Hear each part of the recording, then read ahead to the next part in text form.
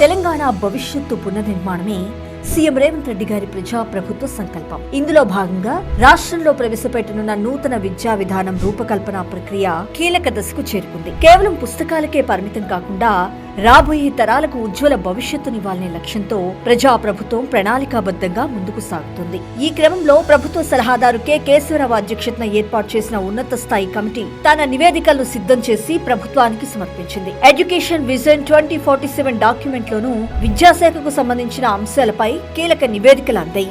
ఈ విధానం జాతీయ విద్యా విధానానికి అనుగుణంగా సమూల మార్పులు తీసుకురానుంది. కేవలం పరీక్షల్లో మార్కులు కాదు, ప్రస్తుత జాబ్ మార్కెట్ లో డిమాండ్ కు అనుగుణంగా విద్యార్థుల్లో నైపుణ్యాలు పెంపొందించడమే ఈ కొత్త విధానం ప్రధాన లక్ష్యం. అందుకే పాఠశాల స్థాయి నుండే సాంకేతిక వృత్తి విద్యా ఆవిష్కరణలకు పెద్దపీట వేస్తున్నారు. ప్రపంచ ఉద్యోగ అవకాశాల కోసం డిజిటల్ అక్షరాస్యత, ఇన్నోవేషన్, ఎంటర్‌ప్రెన్యూర్‌షిప్ పై ప్రత్యేక దృష్టి సారిస్తున్నారు. ఈ నూతన విద్యా విధానం అమల్లోకి వస్తే తెలంగాణ విద్యార్థులు రేపటి గ్లోబల్ జాబ్ మార్కెట్ లో ధీమాగా పోటీ పడగలరు. సీఎం రేవంత్ రెడ్డి గారి అధినాయకత్వంలో ప్రజాప్రభుత్వం నూతన విద్యా యుగానికి త్వరలో నాంది పలకనుంది.